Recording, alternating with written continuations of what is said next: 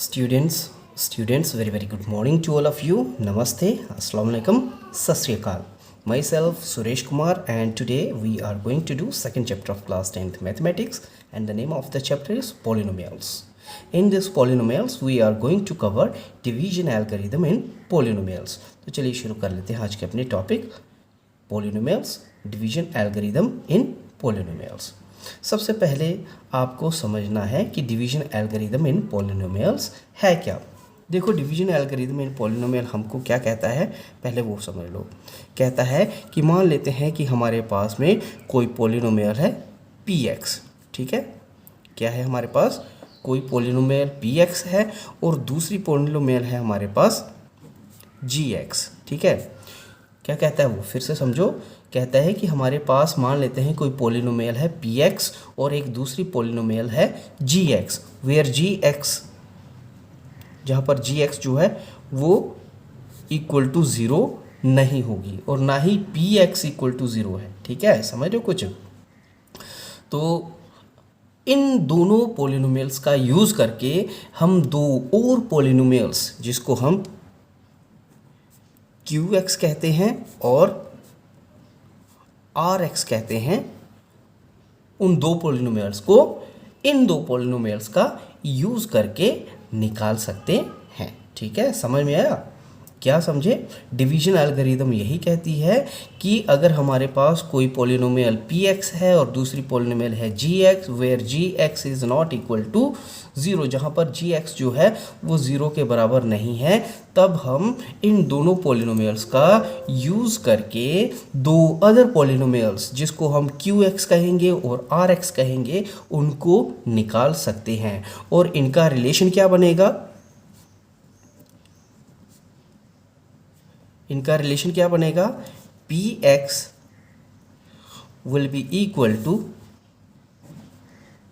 gx, ठीक है, into qx और प्लस rx, ठीक है। ये इन डिवीजन एल्गोरिथम इन पॉलिनोमियल्स का रिलेशनशिप निकलता है, ठीक है। ये बात समझ में आई होगी। और इसी को अगर मैं दूसरे लफ्ज़ों में, आसान लफ्ज़ों में अगर आपको समझाना चाहूँ तो ये जो डिवीजन एल्गोरिथम इन पॉलिनोमियल्स है ये और कुछ नहीं बल्कि यूक्लिड्स डिवीजन लेमा ही है, ठीक है। यूक्लिड्स डिवीजन लेमा ही है। यूक्लिड्स डिवीजन लेमा के बीच में आपने देखा था कि a is equal to b into q plus r होता था, ठीक है। वहाँ पर भी ऐसे ही था कि एक नंबर ये और एक नंबर हमको ये दे के रखा हुआ होता था।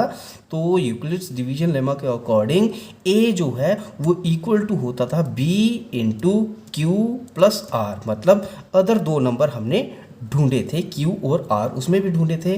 ठीक वैसा ही हम इसमें भी डिवीजन एल्गोरिथम इन पॉलिनोमियल्स के बीच में भी कर रहे हैं। हमारे पास दो पॉलिनोमियल दे के रखी हुई हैं px और gx, जैसे वहाँ पर a और b दे के रखा हुआ होता था। और px और gx का ही यूज़ करके हमने क्या ढूंढा, qx और rx ढूंढते हैं पॉलिनोमियल के केस के बीच में, ठीक है।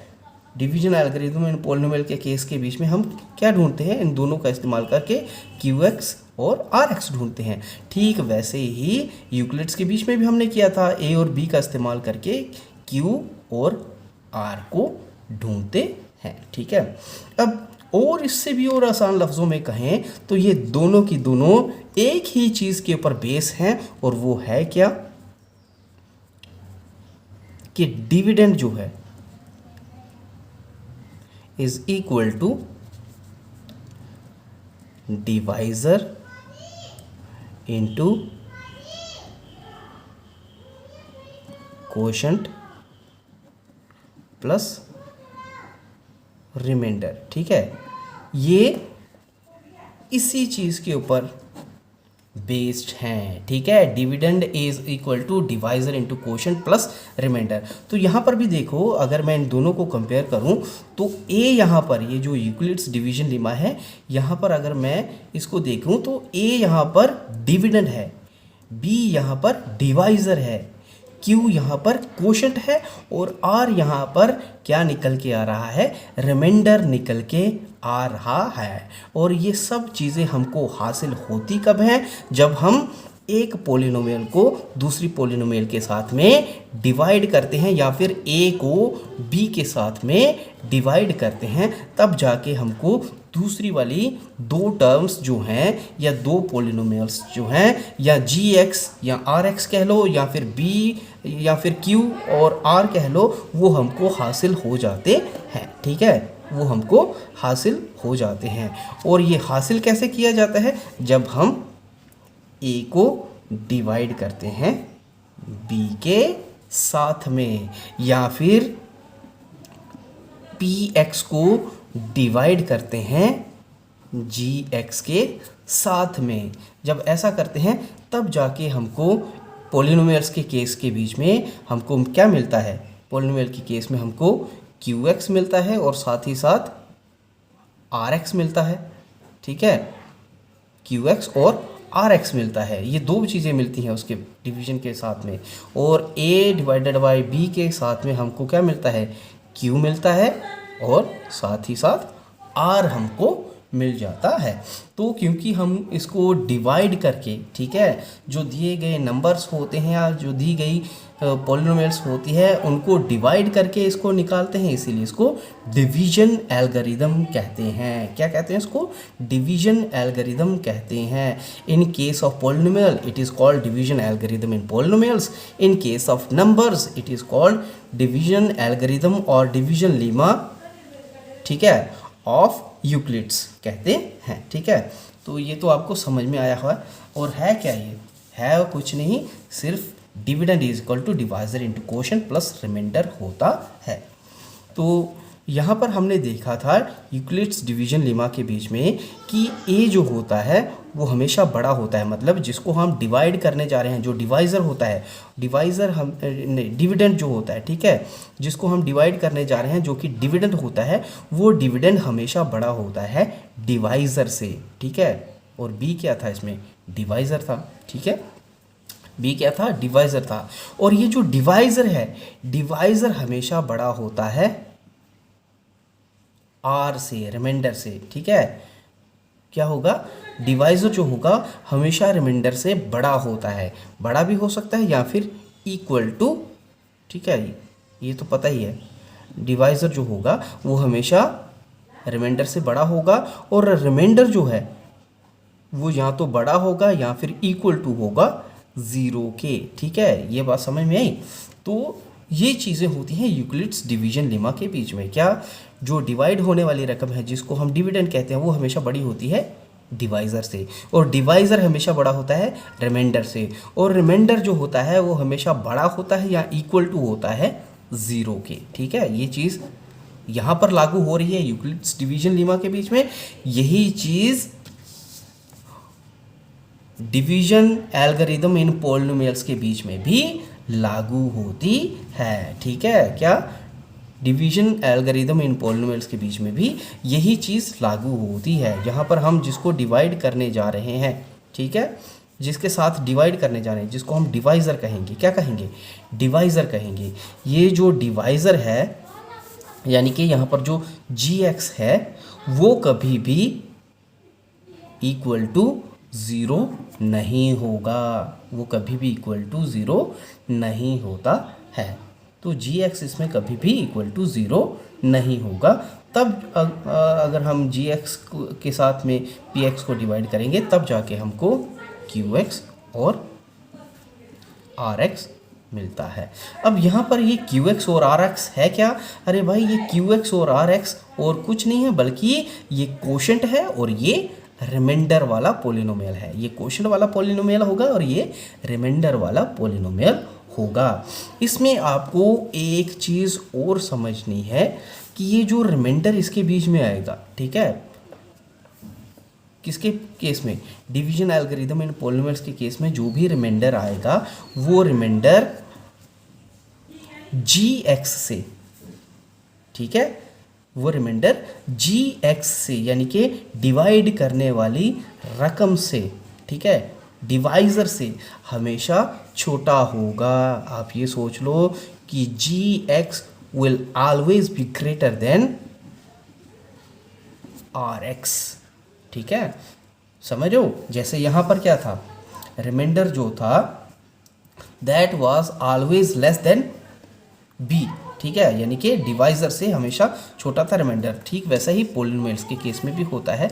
आर एक्स जो होती है, जो कि रिमाइंडर है, वो हमेशा छोटा होगा जी एक्स से। जी एक्स क्या है? जो कि डिवाइजर है। ठीक है, जी एक्स से हमेशा आर एक्स छोटा होता है। और कहाँ जाके हम डिवीजन को रोकते हैं, ये भी चीज़ें आपको समझ में होनी चाहिए। जब हम एक पोलिनोमियल को दूसरी पोलिनोमियल के साथ में डिवाइड कर रहे होते हैं, मतलब कुछ इस तरीके से पी एक्स को जब हम जी एक्स के साथ में डिवाइड कर रहे होते हैं, तो डिवाइड करते करते लास्ट में जब रिमाइंडर आता है, जिसको हम आर एक्स कहते हैं, क्या कहते हैं? आर एक्स कहते हैं। ठीक है, अब उस टाइम पे आप देखोगे कि आर के साथ में, आर के बीच में जो एक्स आ रहा है, आर के बीच में जो पोलिनोमियल आ रहा है, उसकी पावर जो होगी वो हमेशा छोटी होगी। किससे? डिवाइड करने वाले नंबर के वेरिएबल की पावर से हमेशा छोटी होगी रिमाइंडर वाले, ठीक है, वेरिएबल की पावर। जब ऐसा हो जाए वहीं पर ही हम डिवीजन को रोक देते हैं। क्या कर देते हैं? वहीं पर ही डिवीजन को रोक देते हैं पोलिनोमियल के केस में। और नंबर के केस में हम क्या देखते हैं? जब हमारा लास्ट वाला नंबर जो कि रिमाइंडर है, रिमाइंडर जो है वो डिवाइड करने वाली रकम, जिसको हम डिवाइजर कहते हैं, उससे छोटा आ जाए। ठीक है, डिवाइड करने वाली रकम से छोटा आ जाए तो समझो वहीं पर हम डिवाइड करना छोड़ देते हैं। ठीक है, समझ में आया कुछ? और जैसे हम उसको छोड़ते हैं तो हमें तीन चीज़ें हासिल होती हैं। क्या क्या हासिल हो गया? लास्ट में आर एक्स हासिल होगा।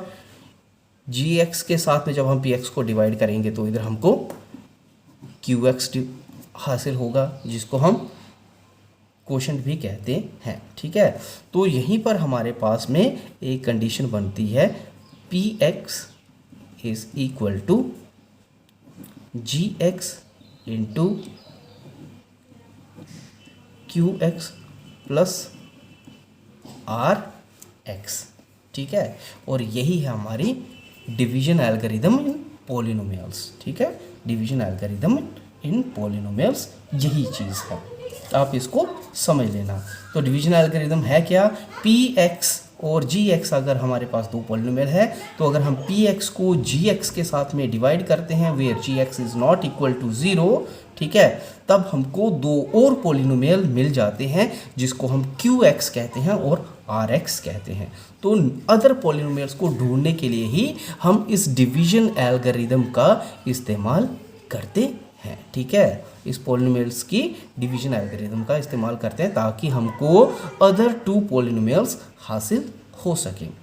इन पॉलिनोमियल्स या इस डिवीजन एल्गोरिदम का इस्तेमाल अक्सर हम ज़ीरोज़ ऑफ पॉलिनोमियल को ढूंढने के लिए भी करते हैं। जब हमको किसी पॉलिनोमियल का एक ज़ीरो ऑफ पॉलिनोमियल दे के रखा हुआ है, ठीक है, तब हम उसी का इस्तेमाल करके बाकी के ज़ीरोज़ ऑफ पॉलिनोमियल निकाल सकते हैं इस डिवीजन एल्गोरिदम का इस्तेमाल करके। इससे हमको पॉलिनोमियल के फैक्टर बनाने में भी मदद मिलती है। तो इसकी एक एग्जांपल तो हमने कल कर ली थी, एक एग्जांपल आज करेंगे इसकी। ठीक है, इसकी एग्जांपल को कर लेते हैं। अगली एग्जांपल जो हमारे पास में है that is example number 7। Example number 7 कर लेते हैं। और हमको देखे क्या रखा हुआ है, किस तरीके से इसको हम एक पॉलिनोमियल को दूसरे पॉलिनोमियल के साथ में डिवाइड करके अदर टू पॉलिनोमियल्स को ढूंढते हैं, वो एक एग्जांपल के साथ में समझ लेते हैं। और ये एग्जांपल नंबर है हमारे पास 7 है। क्या हमारे पास? डिवाइड, समझ लो आप, divide 3x cube plus x square plus 2x plus 5 by 2x square, नहीं 2x है सिर्फ, ठीक है, 2x प्लस एक्स स्क्वायर और यहाँ पर 1 भी है, ठीक है। इसके साथ में आपको ये पॉलिनोमियल है जिसको हम px कहेंगे, और ये क्या है हमारे पास, ये है gx। px को gx के साथ में हमको डिवाइड करना है। तो क्या हमको अदर 2 पॉलिनोमियल्स मिलेंगी? कर लेते हैं हम चेक करके। देखो कैसे इसको डिवाइड किया जाएगा। सबसे पहले हम डिवीजन का निशान लेंगे, ठीक है, और उसके बीच में जिसको हमने डिवाइड करना है, जो कि डिविडेंड का काम करेगी, उस पॉलिनोमियल को बीच में रखेंगे। तो 3x cube plus x square plus 2x plus 5 लिख लिया। अब इस पॉलिनोमियल को अगर मैं ध्यान से देखूं तो ये स्टैंडर्ड फॉर्म ऑफ पॉलिनोमियल है। अब स्टैंडर्ड फॉर्म ऑफ पॉलिनोमियल क्या है? क्योंकि इसमें हर एक टर्म वेरिएबल की पावर के हिसाब से, ठीक है, डिक्रीजिंग ऑर्डर में अरेंज्ड है, उसी को हम स्टैंडर्ड फॉर्म ऑफ पॉलिनोमियल कहते हैं। देखो x की पावर 3, x की पावर 2, x की पावर 1 और यहाँ पर x की पावर 0। कांस्टेंट टर्म के साथ में जो भी वेरिएबल होगा उसकी पावर 0 होती है, तभी तो वो कांस्टेंट टर्म बन पाती है। क्योंकि x की पावर जब 0 होगी तो any number when raised to power 0 is equal to 1 होता है। तो 5 इंटू 1 हो जाएगा, 5 इंटू 1 इक्वल टू 5 ही होता है। तो कांस्टेंट टर्म होती है। कांस्टेंट टर्म के साथ में भी वेरिएबल होता है लेकिन उसकी पावर हमेशा 0 होती है। ये बात समझ में आई? तो ये स्टैंडर्ड फॉर्म में है। दूसरी तरफ अगर मैं इसको देखूं तो पहले लिखा हुआ है 1, उसके बाद 2x, उसके बाद एक्स स्क्वायर। तो यहाँ पर ये स्टैंडर्ड फॉर्म में नहीं है। यहाँ पर टर्म्स जो है वेरिएबल की पावर की डिक्रीजिंग फॉर्म में नहीं है अरेंज्ड, तो ये स्टैंडर्ड फॉर्म में नहीं है। स्टैंडर्ड फॉर्म में अगर इसको लिखना होगा तो मैं क्या लिखूंगा? सबसे पहले इधर एक्स स्क्वायर लिखा जाएगा, सबसे बड़ी पावर, उसके बाद उससे कम वाली पावर वाला टर्म, और वो है क्या? प्लस का 2x, ठीक है, और उसके बाद में उससे भी कम पावर वाला, ठीक है, टर्म लिखा जाएगा, और वो है क्या?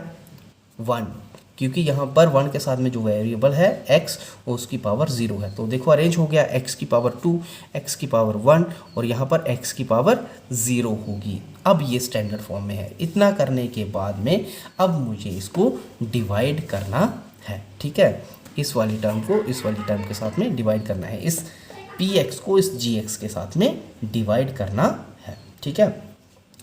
क्या करूँगा मैं? क्योंकि डिवाइड करने वाली रकम जो है इसको हम एक टर्म मानेंगे। क्या मानेंगे? एक ही टर्म। मतलब ये जहाँ पर जो भी मैं नंबर चूज़ करूँगा वो नंबर इन पूरी टर्म्स के साथ में, यहाँ से लेके यहाँ तक जितनी भी टर्म आ रही हैं वो सब के साथ में वो मल्टीप्लाई होगा। ये चीज़ आपको ध्यान में होनी चाहिए, ठीक है। इतना आपको ध्यान में आया। अब उसके बाद में अगले स्टेप के बीच में हम क्या करेंगे? सबसे पहले स्टेप के बीच में हम क्या करेंगे? यहाँ पर एक ऐसा नंबर ढूंढेंगे जिसको यहाँ पर दी गई gx की फर्स्ट टर्म के साथ में अगर मैं मल्टीप्लाई करता हूँ तो px की फर्स्ट टर्म के बराबर वो होना चाहिए। जैसे मैं करता हूँ, एक्स स्क्वायर है, यहाँ पर है एक्स क्यूब, इसका मतलब एक x और चाहिए, इसीलिए तो x इंटू एक्स स्क्वायर होगा तो एक्स क्यूब बन जाएगा। लेकिन यहाँ पर 3 भी लगा हुआ है तो इसका मतलब मुझे इसके साथ में 3 भी चाहिए, तभी तो 3x इंटू एक्स स्क्वायर क्या बन जाएगा? 3x क्यूब बन जाएगा। तो मैंने वो नंबर ढूंढ लिया। वो नंबर क्या है? 3x। तो 3x इंटू एक्स स्क्वायर बन जाएगा 3x क्यूब। बन गया, ठीक है। और ये किसका बनेगा? प्लस का बनेगा कि माइनस का? प्लस का बनेगा, क्योंकि ऊपर प्लस का है तो मुझे प्लस का ही बनाना है, तो इसलिए प्लस का ही 3x ले रहा हूँ। और क्योंकि ये एक्स स्क्वायर प्लस का ही है तो प्लस इंटू प्लस प्लस आएगा, ठीक है। समझ रहे कुछ? तो इनके साइन को भी बराबर करना होता है, तो प्लस का बनाने के लिए इसीलिए मुझे प्लस का ही 3x पकड़ना पड़ा। तो प्लस का एक्स स्क्वायर इंटू प्लस का 3x क्यूब हो जाएगा। हो गया, इतना हो गया। अब मैंने आपको बताया था कि जो भी यहाँ पर नंबर चूज़ होगा वो सिर्फ एक ही टर्म के साथ में नहीं होगा मल्टीप्लाई, बाकी की टर्म्स के साथ में भी मल्टीप्लाई होगा। मतलब ये 3x अब 2x के साथ में भी मल्टीप्लाई होगा, उसके बाद 1 के साथ में भी मल्टीप्लाई होगा। तो 3x into 2x equal to 6x square होता है। क्या होता है? 6x square. मैं साइड में लिख रहा हूँ ताकि आपको समझाऊँ। क्या है ये 6x²। अब आप एक चीज़ देखो, ये 6x² आ रहा है, 3x इंटू 2x 6x² आता है। ये 6x² इन टर्म्स के बीच में से, 3 टर्म्स है ना, 1 2 3, इन तीनों टर्म में से किसके नीचे आएगा? ये तीनों टर्म में से उसके नीचे आएगा जिसके वेरिएबल की पावर भी 2 होगी, क्योंकि ये 6x² है तो ये ऐसी टर्म के नीचे आएगा जिसके वेरिएबल की पावर, ठीक है, जिसके बीच में x ही वेरिएबल होगा और उसकी पावर भी 2 होगी, तभी तो वो सेम टर्म्स कहलाएगी। सेम टर्म के नीचे सेम टर्म आता है, और सेम टर्म होती क्या, कौन सी हैं? Same variable with same power, ठीक है। Same variable with same power अगर होगी तो उनको हम लाइक टर्म्स कह सकते हैं। तो लाइक टर्म्स के नीचे या सेम टर्म के नीचे ही आएगा, तो इसलिए 6x² जो है इस 1x² के नीचे आएगा, क्योंकि जिसके साथ कुछ नहीं होता उसके साथ 1 तो होता ही है। तो आप 1 लगाओ या ना लगाओ कोई फ़र्क नहीं पड़ता है, वैसे मैंने इसको 1 में तब्दील कर दिया। तो आएगा किसका? ये 6x² प्लस का आएगा कि माइनस का है? ये प्लस का आएगा, क्योंकि 2x प्लस का है इंटू 3x प्लस का है, तो 3x इंटू 2x प्लस का 6x, तो ये प्लस का 6x आएगा। उसके बाद यही 3x अब 1 के साथ में मल्टीप्लाई होगा तो क्या बन जाएगा? 3 इंटू 1 3 और x 3x, ठीक है। 3x इंटू 1 3x होता है। अब ये प्लस का है कि माइनस का है? ये प्लस का आएगा, क्योंकि प्लस का 1 इंटू प्लस का 3x इक्वल टू प्लस का 3x आएगा। तो प्लस का 3x किसके नीचे आएगा? इस वाली टर्म के नीचे आना चाहिए, क्योंकि ये सेम टर्म्स हैं, ठीक है, सेम टर्म्स हैं, क्योंकि सेम वेरिएबल है और उनकी पावर भी सेम है, तो ये सेम टर्म है। सेम टर्म के नीचे सेम टर्म आती है। इतना करने के बाद में आगे कोई बचा तो है नहीं है जिसके साथ मल्टीप्लाई करनी है, तो आप यहाँ पर नीचे इस तरीके से लाइन लगा दोगे जैसे आप डिवीजन के केस में करते हो। अब आपने एक चीज़ तो देखी होगी, डिवीजन के बीच में जैसे मेरे पास है 9 डिवाइडेड बाय, ठीक है, 4 कर लेता हूँ, तो 4 दूने 8, 8 यहाँ पर लिखे हैं, ठीक है, और ये 8 ऊपर वाली रकम में से माइनस होते हैं। माइनस होते हैं कि नहीं? होते हैं। ठीक वैसे ही यहाँ पर भी जो भी टर्म्स आ रही हैं वो टर्म्स ऊपर वाली टर्म में से माइनस होंगी। क्या हो जाएंगी? माइनस होंगी। यहाँ पर मैं आपको समझाने के लिए कर रहा हूँ। माइनस होंगी तो माइनस कैसे हो जाएंगी? ठीक है, आप इसको देखोगे माइनस कैसे हो जाएंगी। है क्या ऊपर? 3x³ ठीक है, प्लस 1x² प्लस 2x और प्लस 5 है ना, इसके बीच में से मैं माइनस कर रहा हूँ। ठीक है, माइनस किसको कर रहा हूँ? ये पूरी की पूरी टर्म नीचे जो भी आ रही है वो पूरी की पूरी टर्म माइनस होगी। और नीचे कौन सी आ रही है? नीचे 3x³ plus 6x² plus 3x, ये सारी की सारी माइनस होंगी ऊपर वाले में से। तो आपको पता ही है जब मैं इसमें से इसको माइनस करूंगा तो बाहर लगे हुए माइनस की वजह से अंदर लगे हुए निशान बदल जाएंगे। कुछ इस तरीके से हो जाएगा ना, ये 3x³ plus 1x² plus 2x और प्लस 5 जो है उसमें से मैं माइनस किसको कर रहा हूँ? माइनस इंटू प्लस, माइनस का 3x³ बनेगा। उसके बाद माइनस इंटू प्लस, माइनस का 6x² बनेगा और माइनस इंटू प्लस माइनस का 3x बनेगा। बनेगा कि नहीं? आप यहाँ पर देख रहे हो कि इस माइनस की वजह से अंदर लगे हुए जितनी भी टर्म्स हैं उनके साइन बदल रहे हैं। प्लस वाला माइनस में हो जाएगा और माइनस वाला प्लस में हो जाएगा। तो यहाँ पर भी वही हो रहा है, क्योंकि इसको मैं इसमें से निकालने जा रहा हूँ, माइनस लगा होगा, उस माइनस की वजह से इनके निशान बदल जाएंगे। ये प्लस का था ये माइनस में हो जाएगा, ये भी प्लस का है ये माइनस में हो जाएगा, और ये भी प्लस का आ रहा है 3x, ब्रैकेट के बाहर खोलने पे ये माइनस का हो जाएगा। तो हम सिंपली एक चीज़ को याद रखते हैं कि नीचे जो भी आ रही है रकम उनके निशान आपको चेंज करने हैं, और वो होते इस कारण से हैं। ठीक है, यही कारण है कि उनके निशान बदल जाते हैं। अब क्या हो जाएगा? अब देखो ये प्लस का 3x³ है और ये माइनस का 3x³ है, दोनों अपोजिट हैं और एक जैसे वेरिएबल हैं। ठीक है कि नहीं?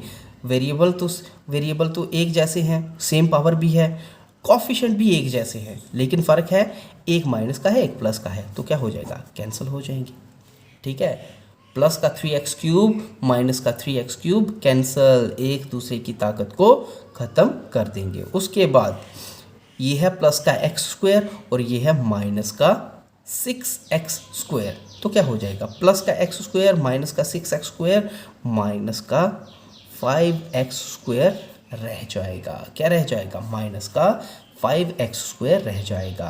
ठीक है, same variable with same power वाली जो टर्म्स होती हैं उनको प्लस माइनस जब किया जाता है तो वेरिएबल्स के बीच में कोई फर्क नहीं आता, सिर्फ उनके कोफिशिएंट्स ही प्लस माइनस होते हैं। वेरिएबल वैसे के वैसे ही विद सेम पावर के साथ में उनके साथ में लग जाते हैं, ये आपको समझ में होना चाहिए। उसके बाद आगे वाली साइड में चलते हैं, प्लस का 2x और ये क्या है, माइनस का 3x।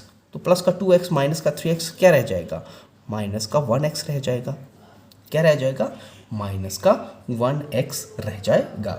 ऊपर क्या बचा हुआ है, 5 बचा हुआ है प्लस का, उसको वैसा का वैसा ही हम नीचे उतार लेते हैं। जैसे डिवीजन में आप नंबरों को उतारते हैं वैसे ही इसके बीच में भी आप नंबरों को उतारते हैं। ठीक है, कर लिया कर लिया।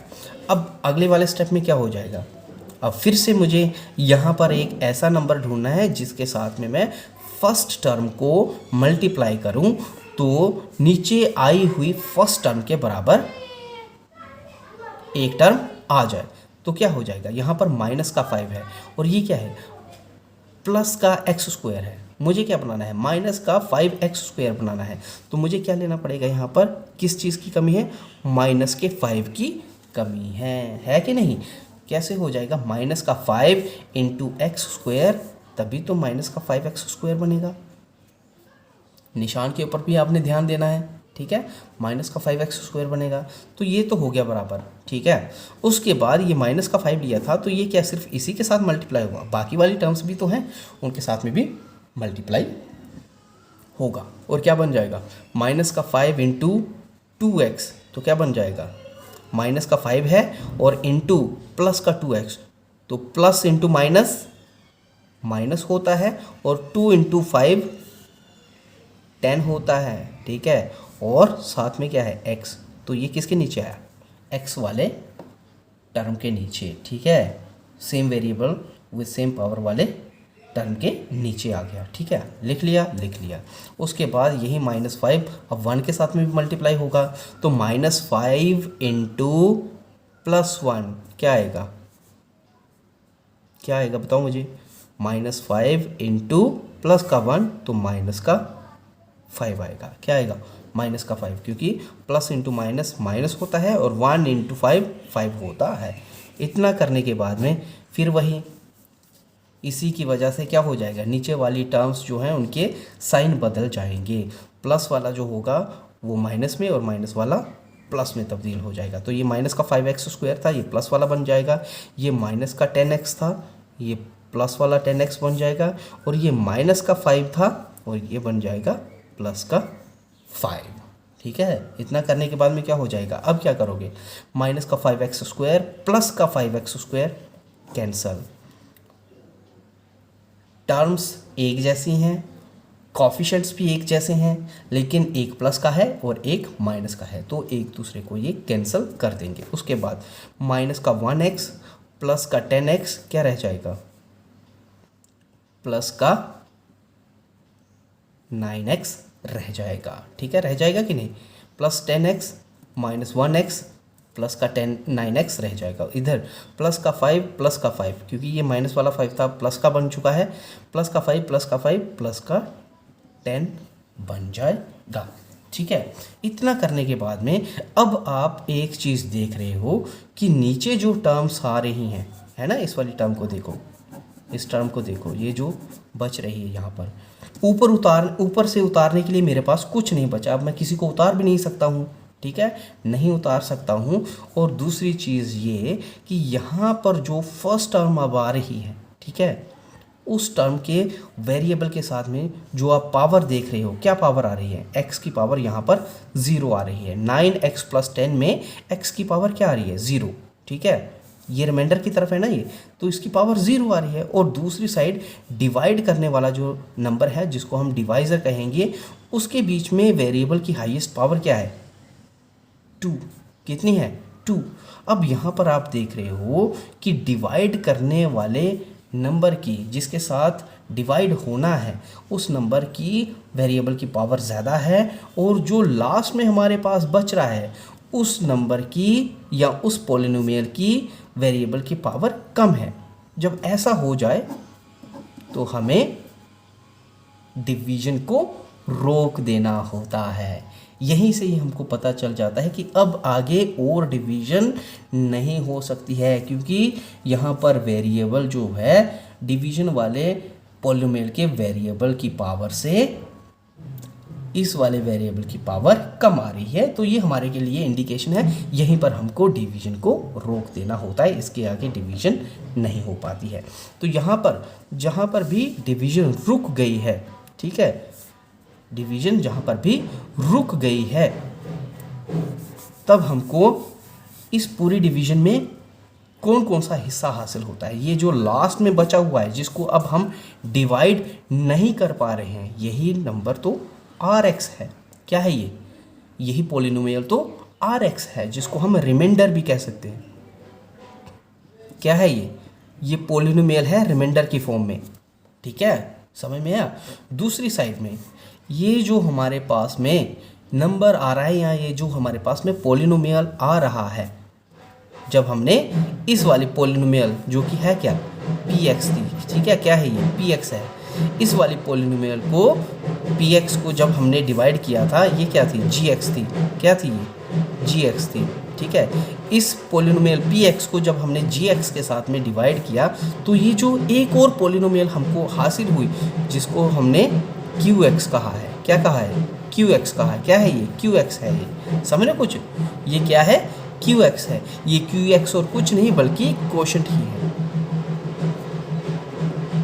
क्या है ये? कोशेंट है ये, ठीक है। यहाँ पर ये जो हमको पॉलिनोमियल हासिल हो रही है, जो अदर टू पॉलिनोमियल्स हमको हासिल हो रही हैं, एक तो Rx जो कि रिमाइंडर की फॉर्म में आ रहा है और दूसरा Qx जो कि कोशेंट की फॉर्म में हासिल हो रही हैं। तो ये दो पॉलिनोमियल तो हमको पहले ही देख के रखी हुई थी px और gx। तो px को जब हम डिवाइड करते हैं gx के साथ में तब जाके हमको दो अदर पॉलिनोमियल्स हासिल होती हैं qx और rx, और इसी को ही हम डिवीजन एल्गोरिदम कहते हैं। Division algorithm in polynomials, it is used to find out other two polynomials, ठीक है, अदर पॉलिनोमियल्स को ढूंढने के लिए इसका हम इस्तेमाल करते हैं, ठीक है। और फैक्टर बनाने के लिए भी इसका इस्तेमाल हम करते हैं पॉलिनोमियल्स के केस में। अब इसी डिवीजन एल्गोरिदम का जो रिलेशनशिप निकल के आता है,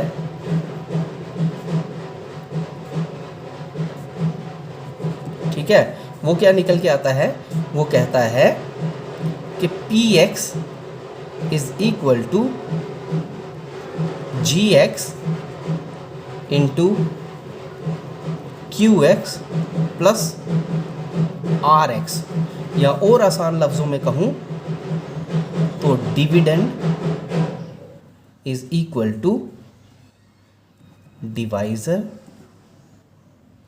इंटू कोशेंट प्लस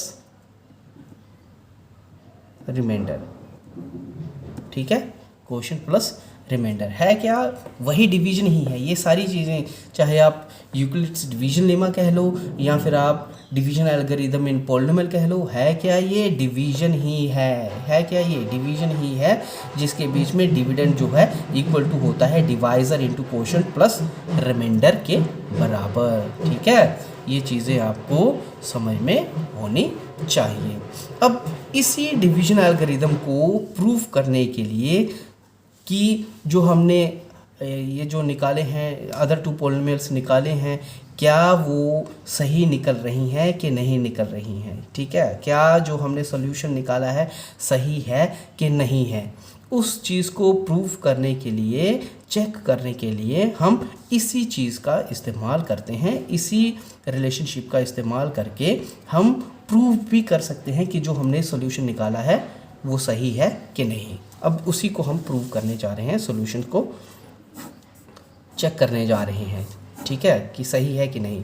हम क्या करेंगे, px equal to gx into qx plus reminder, ठीक है, आर एक्स के बराबर करेंगे तो हमारे पास में सबसे पहले पी एक्स था क्या, पी एक्स था हमारे पास 3x³ plus 1x² plus 2x plus 5, ठीक है।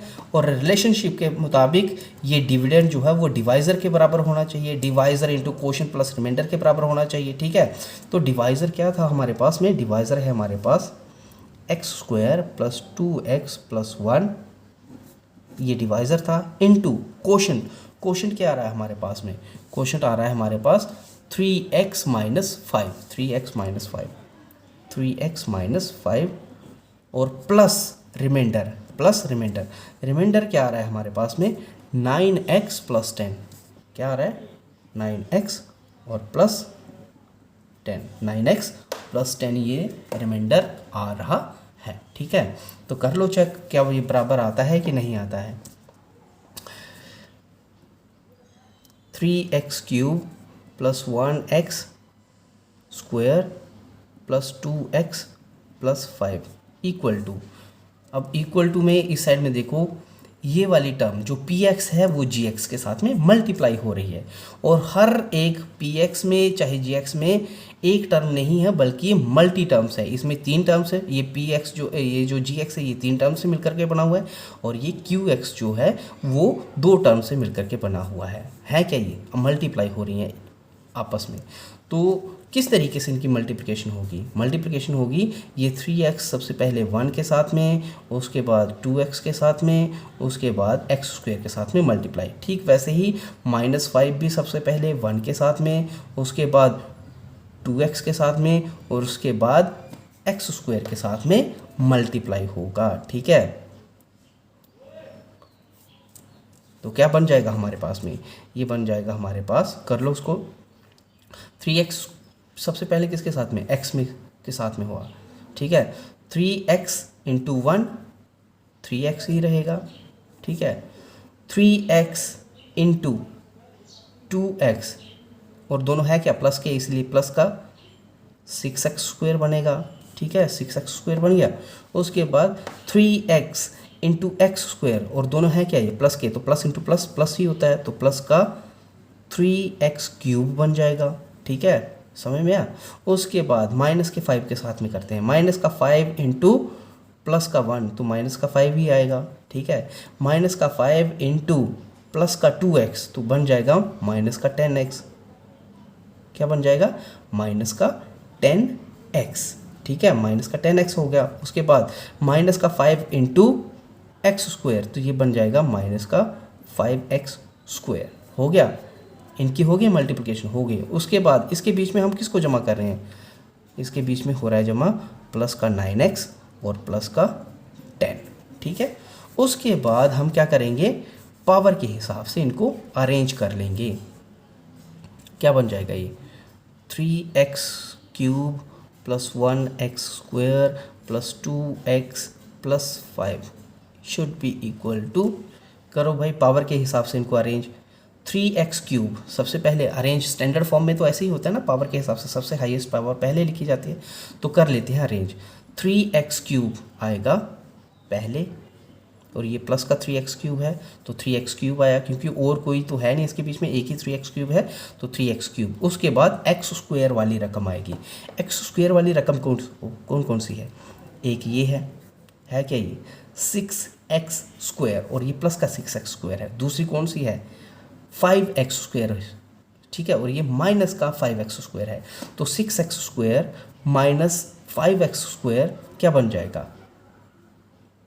प्लस का 1x² या सिंपली x² भी लिख सकते हो। उसके बाद x² के बाद में कौन सी आएगी x वाली रकम, x वाली रकम कौन कौन सी है, एक तो 3x है, ये प्लस का है 3x, उसके बाद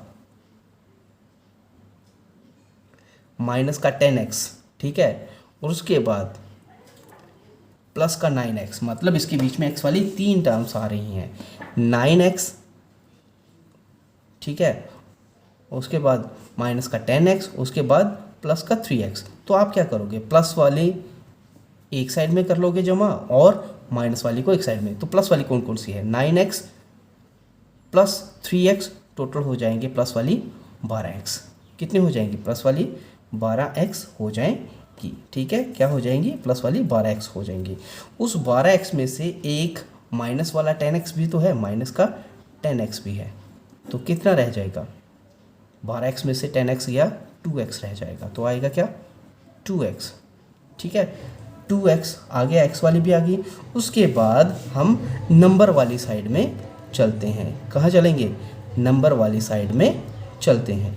तो नंबर वाली साइड में हमारे पास में क्या बच रहा है, देखो नंबर वाली साइड में हमारे पास में एक तो माइनस का 5 है और दूसरा प्लस का 10 है, तो माइनस का 5 प्लस का 10 प्लस का 5 होता है, ठीक है, हो गया। अब देखो लेफ्ट हैंड साइड, ये है लेफ्ट हैंड साइड और ये क्या है, राइट हैंड साइड। दोनों साइड में आप अगर आप देखोगे तो 3x³ प्लस का 1x² प्लस का 1x² प्लस का 2x प्लस का 2x प्लस का 5 आ रहा है, इसका मतलब left hand side is equal to right hand side, ठीक है, हेंस वेरीफाइड। यहाँ से वेरीफाई हो जाता है कि हमने जो सॉल्यूशन निकाला है वो सही निकाला है, ठीक है। और डिवीजन एल्गोरिदम जो है पॉलिनोमियल्स के लिए भी वैसा ही काम करती है जैसा नंबर्स के लिए काम करती है, ठीक है, जैसा कि नंबर्स के लिए काम करती है in case of division Lima of Euclid's. ये एक ही जैसे हैं, इसके बीच में आप कंफ्यूज मत हो जाना, ये एक ही तरह से काम करती हैं, ये कभी भी बदलती नहीं है। नंबर बदलने से, पॉलिनोमियल का नंबर में तब्दील होना या नंबर का पॉलिनोमियल में तब्दील हो जाने से ये जो इसका बेसिक है वो बदलता नहीं, वो वही रहता है। और वो बेसिक है क्या, dividend is equal to divisor into quotient plus reminder, ये इसका बेस है, ठीक है, ये बेसिक रिलेशन है और ये इसके लिए वही रहता है। अब बात आती है इस डिवीजन एल्गोरिदम का इस्तेमाल कहाँ पे किया जाता है, तो जैसा कि मैं पहले भी बता रहा था, अदर पॉलिनोमियल्स को ढूंढने के लिए हम इस डिवीजन एल्गोरिदम का इस्तेमाल करते हैं, ठीक है, या अदर फैक्टर्स ऑफ पॉलिनोमियल के ढूंढने के लिए हम इस डिवीजन एल्गोरिदम का इस्तेमाल करते हैं। इसी डिवीजन एल्गोरिदम का आगे देखो किस तरीके से इस्तेमाल किया गया है, हम एक और एग्जांपल लेकर के समझेंगे। देखो एग्जांपल में क्वेश्चन क्या कहता है, कहता है फाइंड द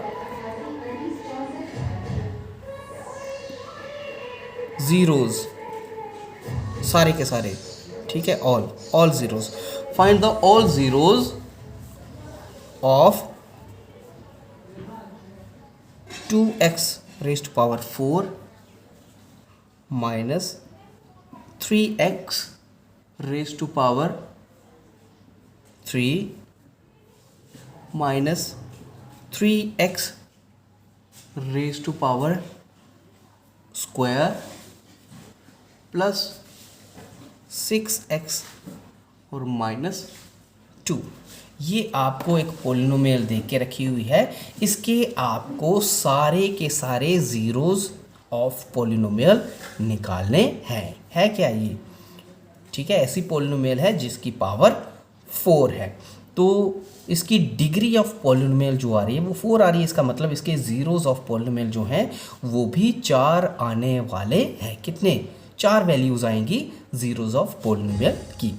उनमें से आपको कुछ ज़ीरोज़ ऑफ पॉलिनोमियल दे के रखे हुए हैं, ठीक है, कौन कौन से, 2 of zeros of polynomials are given, ठीक है, 2 ज़ीरोज़ ऑफ पॉलिनोमियल आपको दे के रखे हुए हैं और वो कौन कौन से हैं, √2 और दूसरा है -√2। ये 2 ज़ीरोज़ ऑफ पॉलिनोमियल आपको दे के रखे हुए हैं। आपको बाकी के 2 ज़ीरोज़, क्योंकि इसके 4 ही ज़ीरोज़ ऑफ पॉलिनोमियल होंगे, 2 ज़ीरोज़ आपको दे के रखे हुए हैं, बाकी के 2 ज़ीरोज़ ऑफ पॉलिनोमियल क्या होंगे वो आपने ढूंढने हैं। तो किस तरीके से आप उनको ढूंढ सकते हो, कैसे ढूंढोगे, आप क्या करोगे, आपको पता है कि अगर एक ज़ीरोज़ ऑफ पॉलिनोमियल हमको दे के रखा हुआ है √2, तो 1 of factor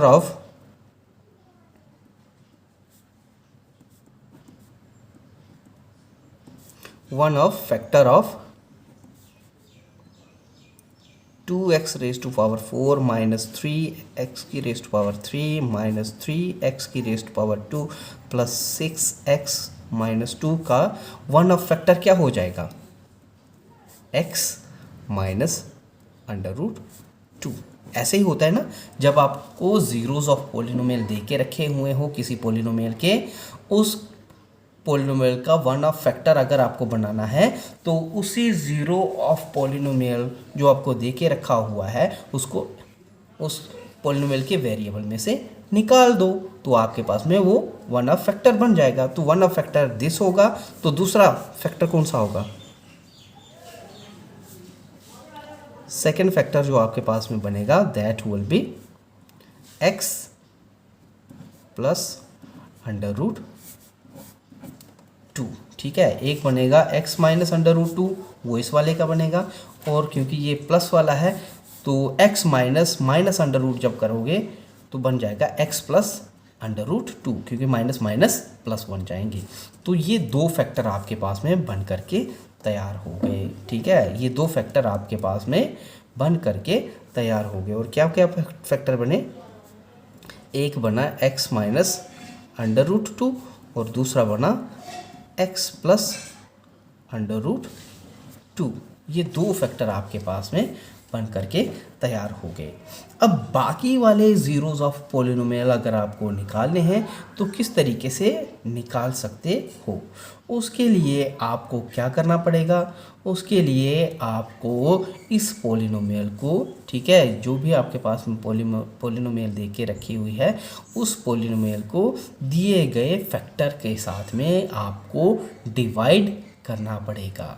क्या करना पड़ेगा, दिए गए फैक्टर्स के साथ में उनको आपको डिवाइड करना पड़ेगा। ठीक है, और वो कैसे करेंगे, सबसे पहले हम इन फैक्टर्स को ही पोलिनोमियल की फॉर्म में तब्दील कर लेते हैं। क्या करेंगे, जब इन फैक्टर्स को, क्योंकि ये फैक्टर्स की फॉर्म में है, तो जब इन फैक्टर्स को मैं मल्टीप्लाई करूँगा तो कुछ इस तरीके से बनेंगे, पहले इसके साथ में फिर इसके साथ में मल्टीप्लाई, और बन जाएगा x इंटू एक्स स्क्वायर। ठीक है, और प्लस का निशान x into under root 2x बनेगा। उसके बाद माइनस वाला minus under root 2 into x minus का अंडर रूट 2x बनेगा, और प्लस नहीं आएगा यहाँ पर, माइनस आएगा, क्योंकि माइनस इंटू प्लस माइनस होता है, तो ये माइनस आएगा।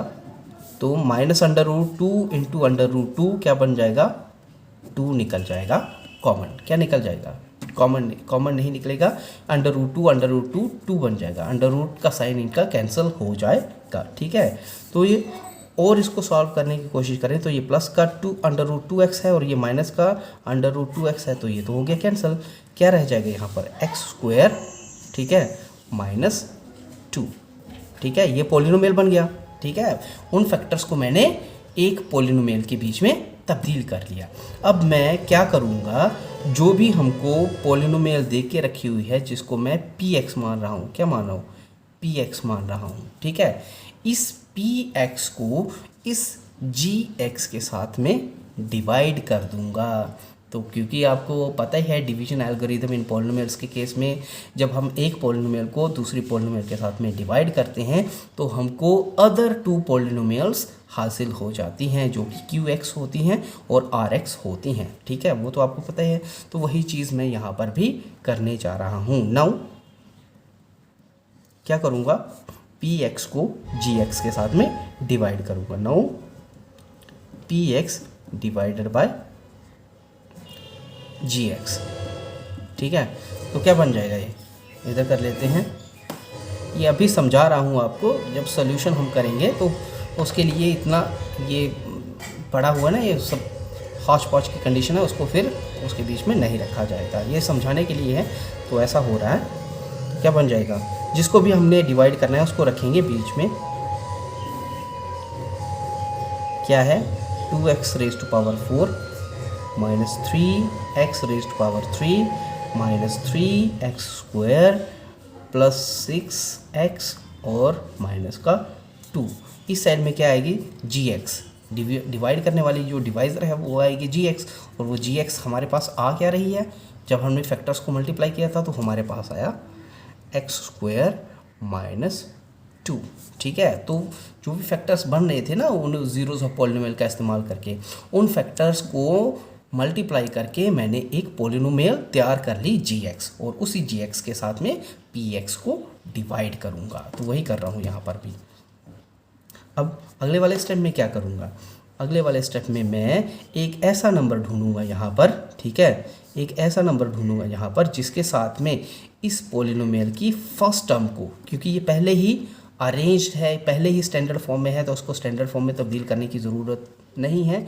तो अब मैं यहाँ पर एक ऐसा नंबर ढूंढूंगा जिसके साथ में इस स्टैंडर्ड फॉर्म वाली पॉलिनोमियल की फर्स्ट टर्म को मल्टीप्लाई करूँ तो इस px की फर्स्ट टर्म के बराबर आए। ठीक है, ये भी स्टैंडर्ड फॉर्म में ही है, तो स्टैंडर्ड फॉर्म में ही होनी चाहिए पॉलिनोमियल्स। ठीक है, डिवाइड करते टाइम सारी पॉलिनोमियल्स स्टैंडर्ड फॉर्म में ही होनी चाहिए।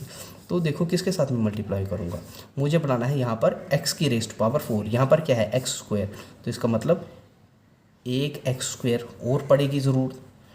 अब x² इंटू x² x की रेज़्ड पावर 4 तो हो जाएगा, लेकिन मुझे 2x रेज़्ड पावर 4 बनाना है, इसका मतलब एक 2 की भी ज़रूरत है, तो 2x² लेने की ज़रूरत है। 2x² इंटू x² क्या बन जाएगा, 2x की रेज़्ड पावर 4 हो जाएगा, हो जाएगा। उसके बाद यही 2x² इस माइनस वाले 2 के साथ में भी मल्टीप्लाई होगी, तो -2 इंटू प्लस 2x², तो ये बन जाएगा माइनस इंटू प्लस माइनस।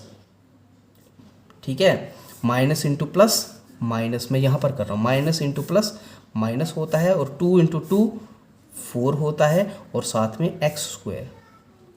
फिर से समझ लो, माइनस इंटू प्लस माइनस हो गया, क्योंकि माइनस इंटू प्लस माइनस होता है, माइनस इंटू माइनस प्लस होता है, और प्लस इंटू प्लस प्लस होता है, तो minus into plus minus, 2 into 2 4, और साथ में x²। अब ये टर्म आ रही है मल्टीप्लाई करके इसके साथ में। अब मेरे पास में है माइनस का 4x², यहाँ पर आगे आ रही है माइनस का 3x³ ये क्या है 4x², तो 4x² किसके नीचे आनी चाहिए, वेरिएबल को देखो क्या है x रेज़ टू पावर 2, तो x रेज़ टू पावर वाली 2 टर्म जो है वो x रेज़ टू पावर वाली 2 टर्म के नीचे ही आएगी। तो x रेज़ टू पावर वाली 2 टर्म कौन सी है, माइनस का 3x², तो इसके नीचे ही आएगा माइनस का 4x²। ठीक है, हो गया, हो गया। आगे कोई नंबर है नहीं है, तो यहीं पर ही मैं लाइन मारूंगा। अब आगे वाला स्टेप क्या है, इनके साइन चेंज करना। प्लस वाला है तो माइनस में तब्दील हो जाएगा, और माइनस वाला है तो प्लस में तब्दील हो जाएगा।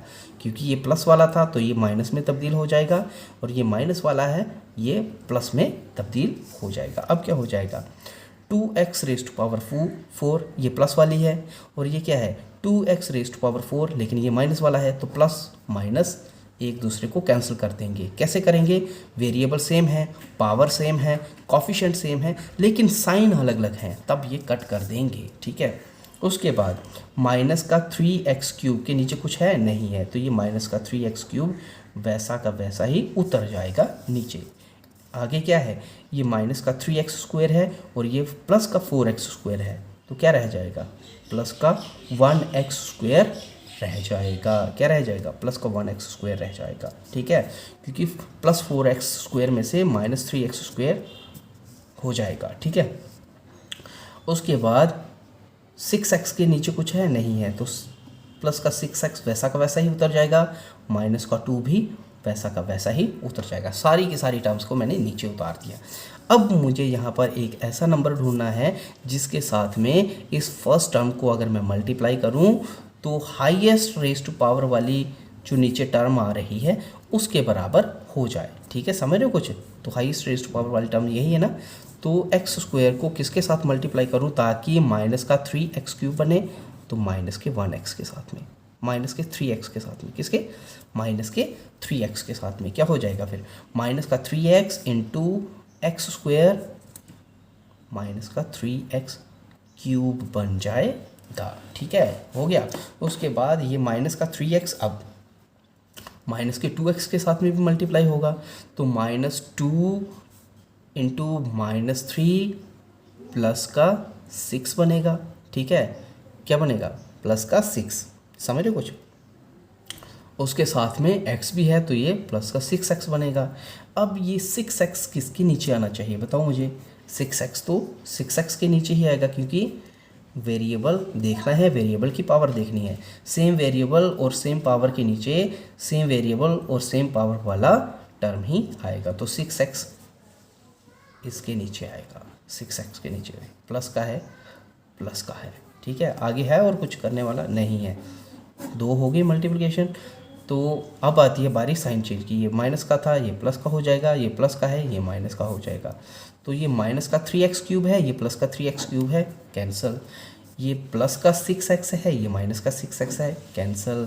बच क्या गया हमारे पास में 1x² माइनस 2, 1x² माइनस 2। अब बताओ भाई किसके साथ बनेगा, ये x² है, यहाँ पर भी x² है, तो x² को किसके साथ में मल्टीप्लाई करूँ ताकि प्लस का x² ही आए, तो प्लस के 1 के साथ में ही, प्लस का 1 है ना, तो क्या बन जाएगा, प्लस इंटू प्लस प्लस आएगा, और 1 इंटू x² आएगा, तो x² के नीचे x² आ जाएगा, समझ रहे हो कुछ, 1x² लिखो या x² लिखो एक ही बात है, आ गया। अब क्योंकि 1 लिया था तो 1 इसके साथ में भी मल्टीप्लाई होगा, प्लस का 1 इंटू माइनस का 2, माइनस का 2 ही आएगा, ठीक है। निशान बदलेंगे, प्लस वाला माइनस में और माइनस वाला प्लस में तब्दील हो जाएगा, तो ये कैंसिल हो गया। और रिमाइंडर क्या बच रहा है यहाँ पर, 0, क्या बचा यहाँ पर, रिमाइंडर 0 बच गया, ठीक है। रिमाइंडर 0 बचने पे अब हमारे पास में क्या आया, लिख लेते हैं यहाँ पर, रिमाइंडर 0 बचने पे अब हमारे पास में क्या आ रहा है, 2x raise to power 4 minus 3x raise to power 3 minus 3x raise to power 2 plus 6x minus 2 है क्या, ये डिविडेंड है। और डिविडेंड किसके बराबर होता है, divisor into quotient plus reminder के बराबर। तो कर लो भाई, क्या बन जाएगा, it should be equal to x² minus 2, ठीक है, इंटू 2x² माइनस 3x और प्लस का 1 और रिमाइंडर क्या है 0। रिमाइंडर 0 को अगर आप जमा करते भी हो नहीं भी करते हो कोई फ़र्क नहीं पड़ता, क्योंकि किसी भी नंबर के बीच में अगर आप 0 को जमा करोगे कोई फ़र्क नहीं पड़ता है, ठीक है। अब हमारे पास में इस px पॉलिनोमियल के फैक्टर्स बन गए हैं, क्या बने हैं, x² minus 2 into 2x² minus 3x plus 1, ये इसके फैक्टर बन गए हैं, ठीक है। फिर से लिख लेता हूँ, क्या फैक्टर बने इसके, px के फैक्टर क्या बने हमारे पास में, x² माइनस 1 ही है ना,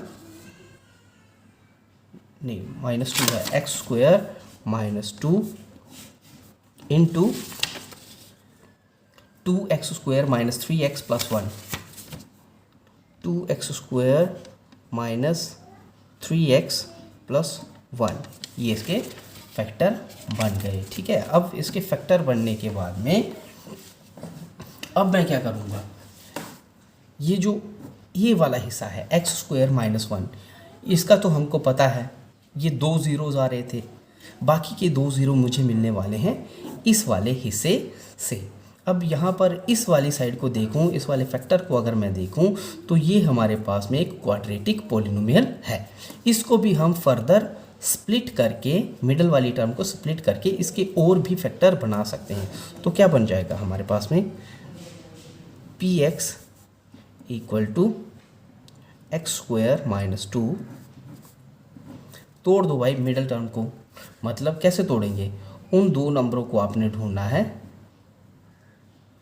ठीक है, यहाँ पर और यहाँ पर उन 2 नंबरों को ढूंढना है जिसकी अगर आप प्रोडक्ट करते हो तो 2 इंटू 1 के बराबर आए, 2 इंटू 1 के बराबर आए, मतलब 2 आनी चाहिए, और अगर आप जमा करते हो क्या करते हो, इन्हीं दो नंबरों को अगर आप जमा करते हो तो -3 के बराबर आनी चाहिए।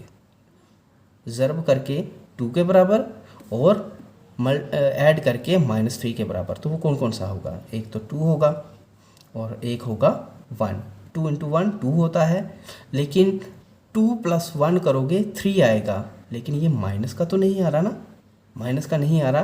क्या करना पड़ेगा, माइनस का 2 माइनस का 1 करना पड़ेगा, तब जाके क्या होगा, -2 -1 माइनस का 3 होता है, और -2 × -1 प्लस का 2 हो जाएगा। इसका मतलब आपने मिडल टर्म को स्प्लिट कर लिया। तो क्या लिखा जाएगा, ये 2x² -2x -1x और +1। इतना लिखने के बाद में आगे जाके क्या हो जाएगा, इनकी रीअरेंजमेंट करेंगे। रीअरेंजमेंट में कुछ इस तरीके से करेंगे कि बीच में से कोई ना कोई एक फैक्टर कॉमन निकलना चाहिए। तो क्या बन जाएगा, ये x² -2, इधर से इन दो टर्म्स को देखो, अरेंज करने की ज़रूरत पड़ी ही नहीं, रीअरेंज करने की ज़रूरत पड़ी ही नहीं, जगह चेंज करने की ज़रूरत पड़ी ही नहीं, यहीं से ही कॉमन निकल जाएगा। 2 इसमें भी है, 2 इसमें भी है, x इसमें भी है, इसमें भी है, तो क्या मैं 2x को कॉमन निकाल सकता हूँ, निकाल सकता हूँ। अंदर क्या रह जाएगा, 2x को जब मैं कॉमन निकालूंगा, ठीक है, 2x को जब मैं कॉमन निकालूंगा तो मेरे पास अंदर क्या रह जाएगा, 2x × x, तो बन जाएगा 2x², ठीक है। उसके बाद 2x को किसके साथ मल्टीप्लाई करूं ताकि माइनस का 2x ही आए, तो माइनस का 1, ठीक है, समझ में आया। ब्रैकेट को मैं इस तरीके से लिखता हूँ, इनको करली ब्रैकेट स्क्वायर ब्रैकेट में रखता हूँ, ठीक है। तो 2x × x -1 अगर मैं करूँगा तो ये यही चीज़ बन जाएगी, 2x² -2x, ठीक है। उसके बाद इसमें से भी मुझे क्या करना पड़ेगा, बाहर निकालना पड़ेगा, लेकिन किसको निकालूं बाहर, ताकि मेरे पास में एक कॉमन आ जाए, फैक्टर कॉमन आए, x -1 कॉमन आए। तो मुझे क्या करना पड़ेगा, -1 को रखना पड़ेगा बाहर, -1 × x -1x हो जाता है, और -1 × -1 करता हूँ तो मेरे पास में प्लस का 1 बन जाएगा। तो यहाँ पर आप देख रहे हो x -1 कॉमन आ रहा है, क्या बन जाएगा यहाँ पर, x² -2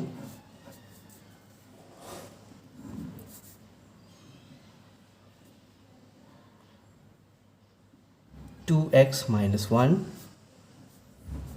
× x -1, ये कॉमन हो जाएगा ना, x -1 2x के साथ में भी मल्टीप्लाई हो रहा है और x -1 के साथ में भी मल्टीप्लाई हो रहा है, तो ये हो जाएगा कुछ इस तरीके से फैक्टर। अब क्योंकि मुझे ज़ीरोज़ ऑफ पॉलिनोमियल निकालने थे, नाउ ज़ीरोज़ ऑफ पॉलिनोमियल निकालने थे, तो ज़ीरोज़ ऑफ पॉलिनोमियल कब निकलेंगे, ज़ीरोज़ ऑफ पॉलिनोमियल तब निकलेंगे जब मैं इस पॉलिनोमियल को इक्वल टू 0 करूँगा। मतलब अब ये px = 0 होने वाली है।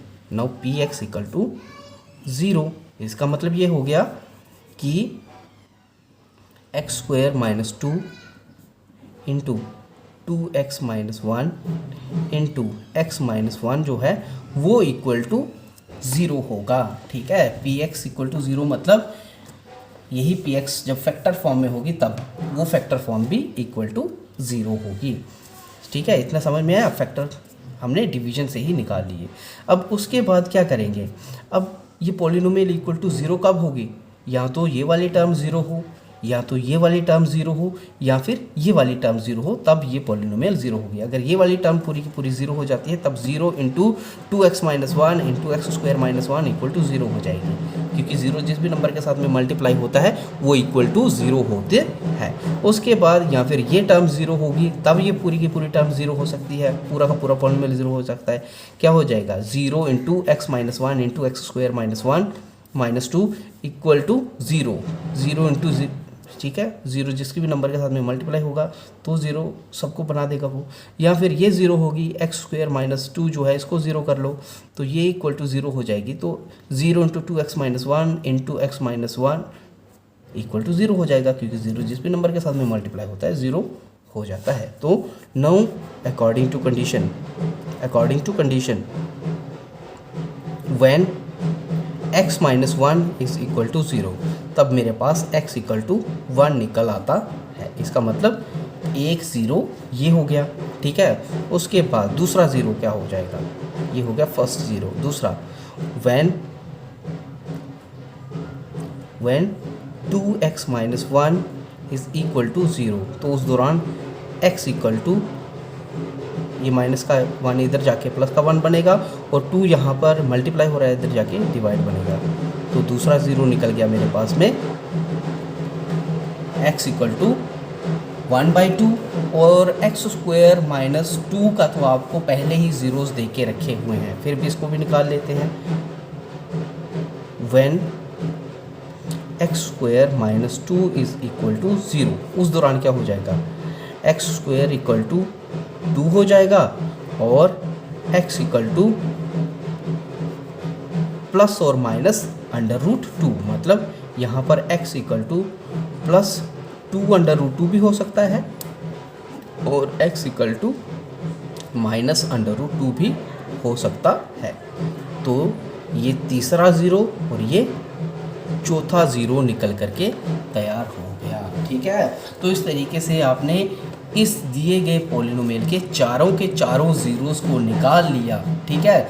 जब आपको एक या दो ज़ीरोज़ ऑफ पॉलिनोमियल दे के रखे हुए होते हैं तो आप इसी डिवीज़न एल्गोरिदम का इस्तेमाल करके बाकी की पॉलिनोमियल्स को ढूंढ सकते हो और उन पॉलिनोमियल्स के फैक्टर बनाने के बाद में आप उन पॉलिनोमियल्स की फैक्टर्स की प्रोडक्ट को इक्वल टू 0 करके बाकी वाले ज़ीरोज़ ऑफ पॉलिनोमियल निकाल सकते हो।